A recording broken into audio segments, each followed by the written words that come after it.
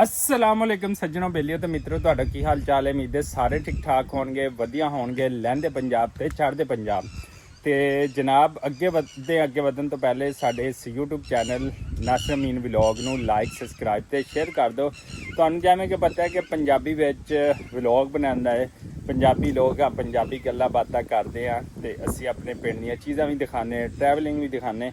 ਲੇਕਿਨ ਅੱਜ ਅਸੀਂ ਆਪਣੇ ਇਸ मुआशरे की बेहिस्सी के मुतलक लैके गल करांगे। हमेरा असगर केस के हवाले कराची एक अदाकारा सी कि जिहदी पिछले दिनों डैथ हुई है, उन्होंने कतल किया गया है, वो सारिया चीज़ां। इस तो पहले भी एक लाश एक ऐशा अदाकारा सी जिहड़ी कि असी भी वो ड्रामे देखते रहे। माशाअल्लाह बचपन च असी वो बहुत ज़्यादा ड्रामे देखे, लेकिन हुमैरा असगर जड़ी सी ये यंग सी, हाले नवे नवे ने ड्रामे शुरू किए तो इन्ना ज़्यादा पता सीगा, लेकिन ये इन्ने ज़्यादा कभी ड्रामे नहीं सी असी जड़े वेखे। लेकिन ये नाल सानू एक मुआशरे की बेहिस्सी जड़ी आ वो सामने आई कि पहले भी कराची विच एक 2-4 महीने या 1 महीना पुरानी लाश जड़ी एक बंद कमरे पता नहीं किनू आहो पुकार करती रह गई।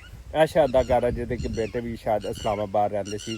फिर दूसरा केस फिर कराची में 10-15 दिन बाद महीने बाद आ रहा हुमैरा असगर केस के हवाले नाल कि यार किसी हमसाए नू, किसी रिश्तेदार नू, किसी भरा नू, ना माँ नू ना बाप नू दर्द नहीं उठिया कि यार साड़ी बेटी इन्ने महीनों तो कोई मैसेज नहीं, कोई ड्रामा नहीं, किसी नाल कोई फ़ोन नहीं, कोई गल नहीं, कोई बात नहीं।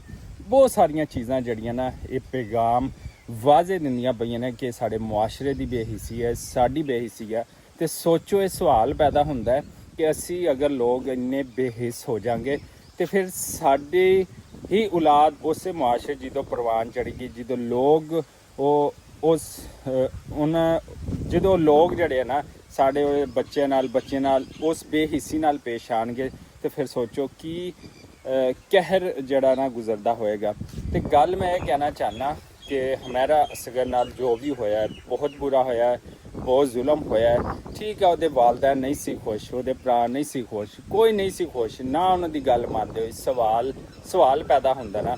बच्चे अजकल के दौर च नहीं मानते हैगे, ना कोई मन्निया होएगा। लेकिन यार तुसी उन्होंने उस मुआशरे के रहम करम ते छड़ दिता जिहड़ा कि अज तक कदी किसी का नहीं बनया हैगा। तुसी अपनी बच्ची का ख्याल नहीं रखिया, 6 महीने 8 महीने तक कोई उहदा फोन कॉल, कोई मैसेज, कोई गलबात नहीं तुसी सुन सके। एक सवाल है, ठीक है, वो बेचारी वो दोबारा सुनलियां होणगियां ओहदी वो चीखो पुकार किद्दां तड़प के कल्ली जिहड़ी आ वो अल्लाह दे कोल पहुँच गई होएगी। तो लोगों ने शायद 1-2 मैसेज किए उहदे फैशन डिज़ाइनर ने कि इन्ने अरसे तो लापता है, बाकी किसी को नहीं पता, ना हमसाए नूं, ना लैफ्ट ना राइट। शायद उहदा किराया रहिंदा सी देण वाला, कुछ बिजली भी कट गई सी।